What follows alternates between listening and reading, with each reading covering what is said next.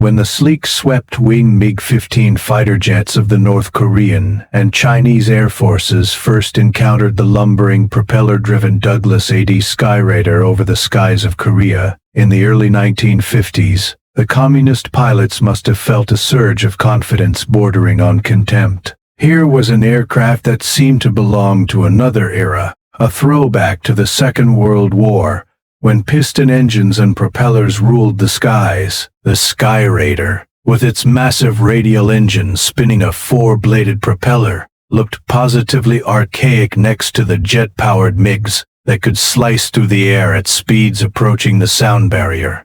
The visual contrast alone told a story that seemed obvious to anyone watching these encounters unfold. On one side, you had the future of aerial warfare, machines powered by turbojets that gulped air and spat fire, capable of climbing to altitudes where the air grew thin and cold.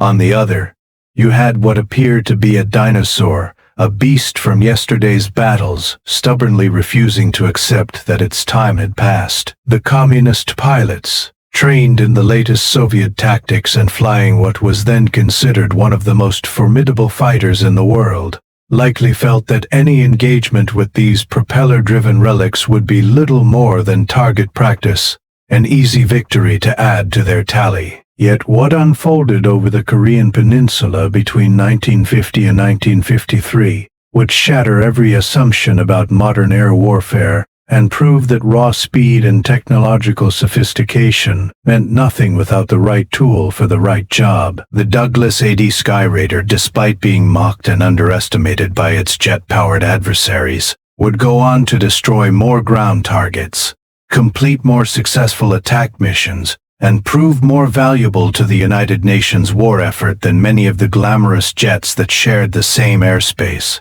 This seemingly obsolete aircraft would demonstrate that in the messy, complicated reality of warfare, there are no universal solutions, only specific answers to specific problems. The story of the Skyraider in Korea is not simply a tale of an underdog's triumph. It is a profound lesson in military capability, in understanding the difference between what looks impressive and what actually works, and in recognizing that the newest technology is not always the best technology for every mission. To understand why the Skyraider succeeded where logic suggested it should have failed, we must first understand what this aircraft actually was and why it existed in the first place. The Douglas AD Skyraider was conceived during the final years of World War II, born from a U.S. Navy requirement for a carrier-based attack aircraft that could deliver enormous quantities of ordnance against enemy ships and ground targets.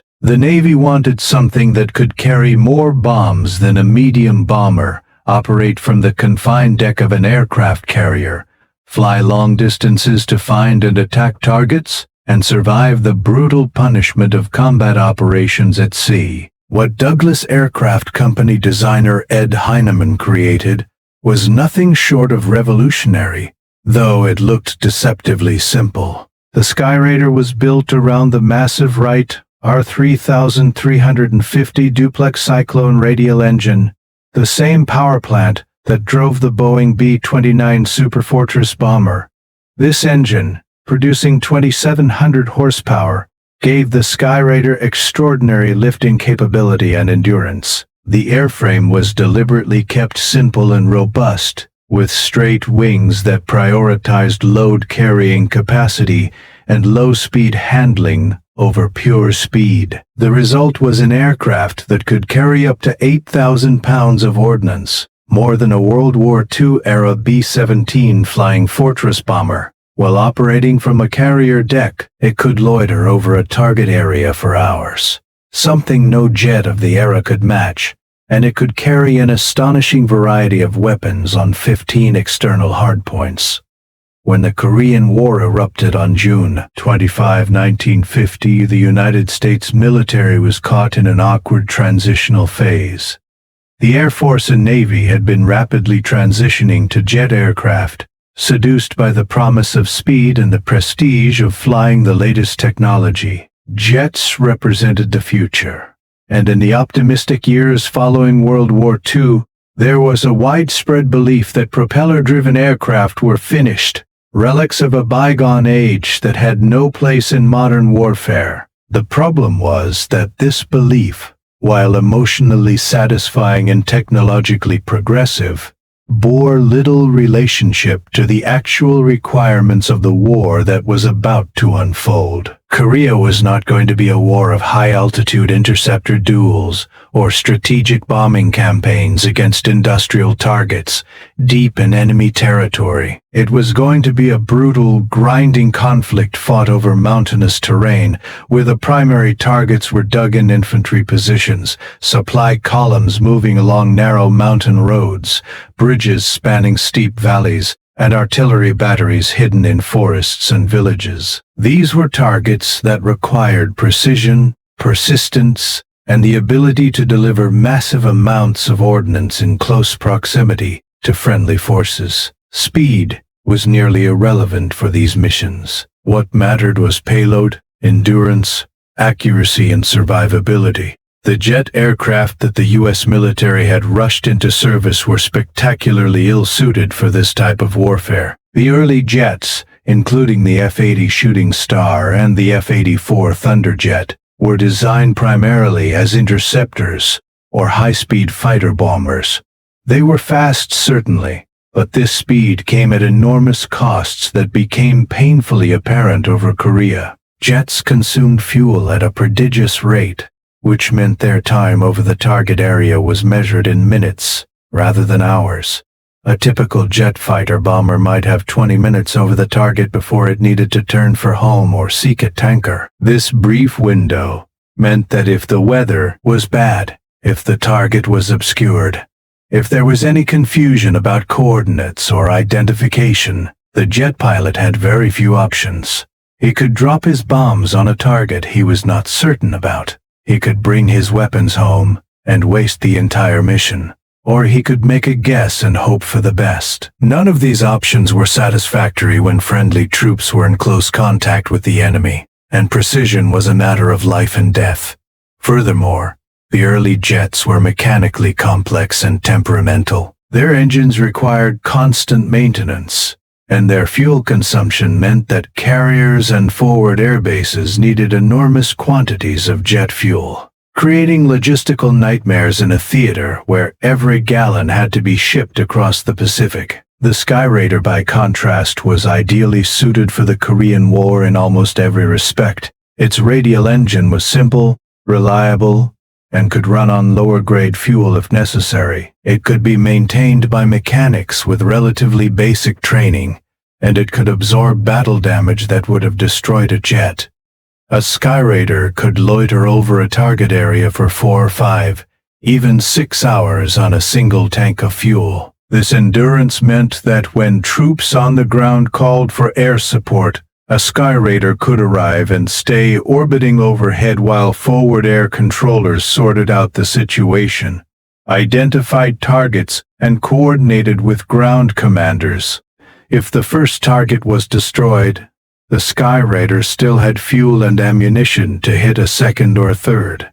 If weather rolled in, the Skyraider could wait. If the tactical situation changed, the Skyraider could adapt.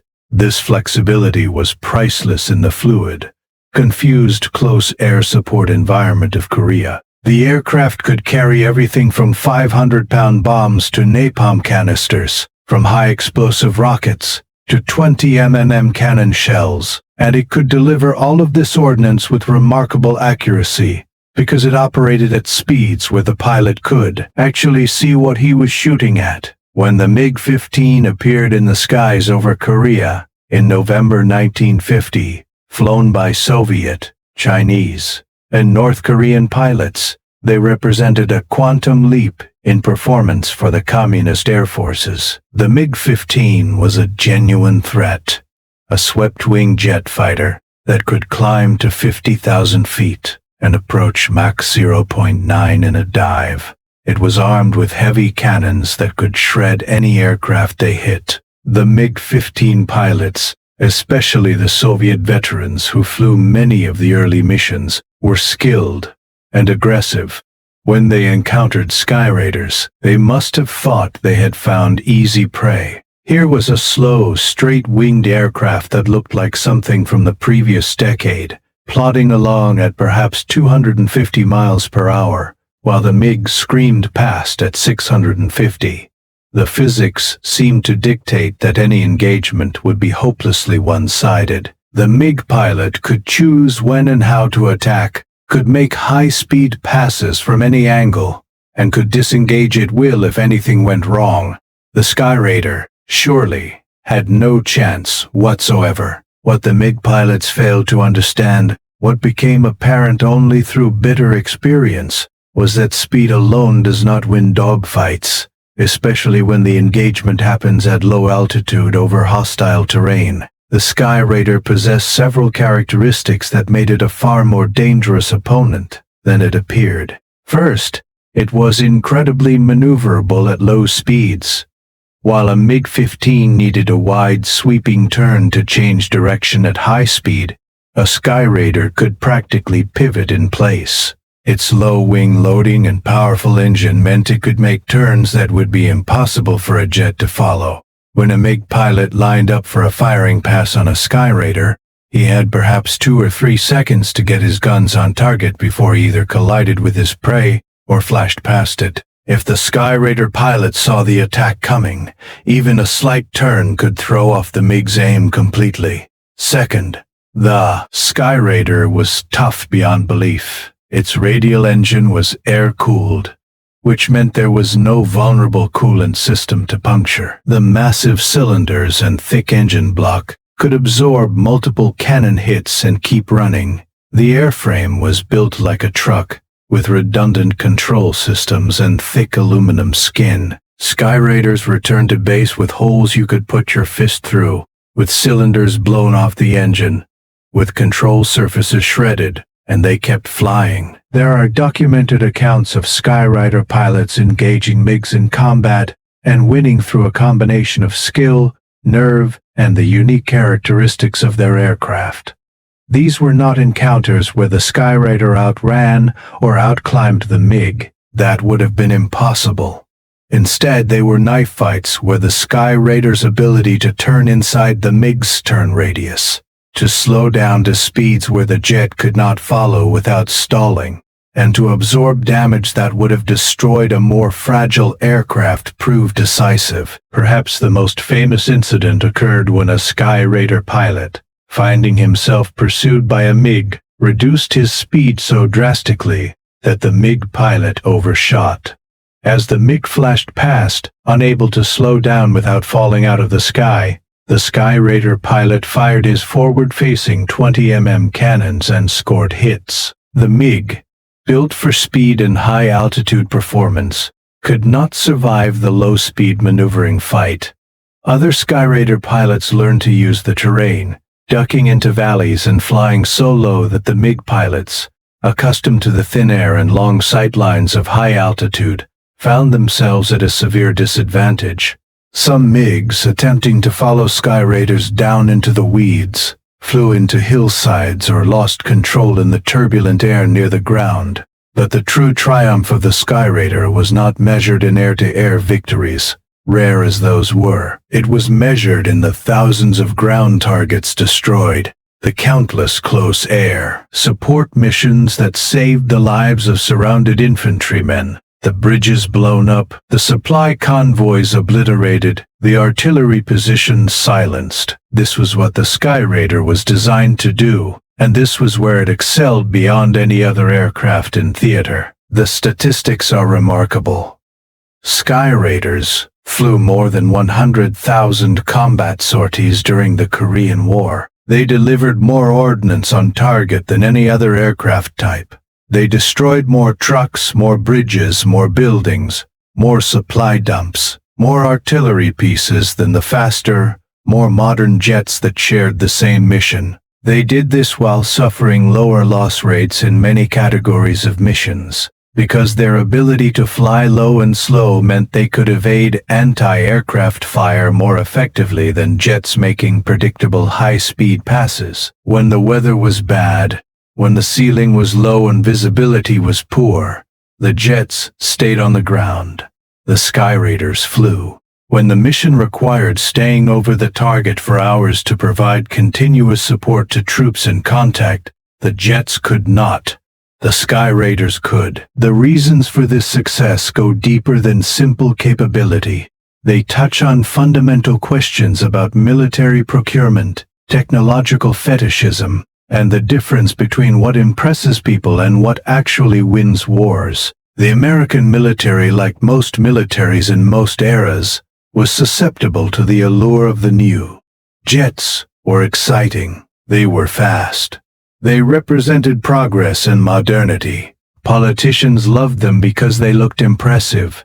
Pilots wanted to fly them because they were glamorous, and because the culture of military aviation had always celebrated speed and technological sophistication. The Skyraider, by contrast, was boring. It was slow. It looked like something that should have been retired. No one wrote songs about propeller-driven attack aircraft. No one made movies celebrating the men who flew them. Yet wars are not won by impressive-looking equipment or by machines that generate excitement. They are won by systems and weapons that can actually accomplish the mission day after day in all weather and all conditions, despite enemy resistance and despite the inevitable confusion and chaos of combat. The Skyraider's success forced military planners to confront uncomfortable truths about their assumptions. It demonstrated that payload and endurance mattered more than speed for ground attack missions. It showed that simplicity and maintainability were virtues, not signs of backwardness. It proved that an older design, properly employed, could outperform newer designs that were optimized for the wrong mission. These lessons should have been learned and remembered, but of course they were not. The military would make the same mistakes again in Vietnam, where the Skyraider would once again prove its worth, and again in subsequent conflicts where expensive, sophisticated aircraft would struggle with missions that could have been performed better by simpler, less glamorous platforms. The pattern repeats, because institutional bias toward new technology is deeply ingrained. Because there are powerful economic and political incentives to keep building and buying the latest and most expensive systems, and because the people making procurement decisions are often far removed from the reality of combat operations. The pilots who flew the Skyraider in Korea understood what they had. These were naval aviators, mostly young men in their 20s, who had to land these heavy aircraft on pitching carrier decks at night, who had to navigate by dead reckoning to targets deep in enemy territory, who had to fly through curtains of anti-aircraft fire to deliver their ordnance on target. They developed an affection for the aircraft that bordered on love. They knew that the Skyraider was slow and ungainly, that it rattled and vibrated, that it leaked oil and required constant attention. They also knew that it would bring them home when other aircraft would have quit. They knew that when troops on the ground were dying and screaming for help, the Skyraider could deliver the firepower that would save them. They knew that when they took battle damage, when cannon shells punched through the wings and fuselage, when shrapnel tore through control surfaces, the Skyraider would keep flying. This bred a confidence that manifested in aggressive flying and remarkable mission success rates. The ground troops who benefited from Skyraider close air support developed their own appreciation for the aircraft. To an infantryman pinned down by enemy fire, watching a Skyraider circle overhead was like watching the arrival of the cavalry. The distinctive sound of that big radial engine, the sight of that bulky silhouette against the sky, meant that help was coming. The Skyraider pilot could talk directly to the forward air controller on the ground, could see the target markers, could make low passes to identify enemy positions before rolling in to attack. When the Skyraider struck, it struck with devastating effect. The aircraft might carry napalm that would incinerate enemy positions, high explosive bombs that would collapse bunkers, rockets that would destroy vehicles, or simply rain cannon fire on exposed troops. Then it would circle around and do it again, and again and again, until the enemy was dead or had fled, or the ammunition was exhausted. This kind of persistent, flexible, responsive support was exactly what ground commanders needed, and the Skyraider delivered it better than anything else available. The Korean War ended in July 1953 with an armistice that left the peninsula divided roughly where it had been when the war started. In the aftermath, military analysts began the long process of studying what had worked and what had not. The Skyraiders' record was undeniable. Despite being derided as obsolete, despite being a propeller-driven aircraft in the jet age, it had been one of the most effective weapons in the entire conflict. It had destroyed more targets than jets that could fly twice as fast. It had provided close air support that saved countless lives. It had operated in conditions where jets could not. The lessons seemed clear, but institutional momentum is powerful, and the allure of new technology is seductive. The Navy would continue to operate Skyraiders for years, and the aircraft would go on to serve with distinction in Vietnam. But the broader lesson about matching capabilities to missions rather than pursuing technological sophistication for its own sake would be largely ignored. What the Skyraider proved over Korea was something that military historians and theorists have observed repeatedly throughout history, but that seems to require relearning in every generation. Effectiveness in war is not about having the most advanced technology or the most impressive specifications. It is about having the right tool for the specific job that needs doing.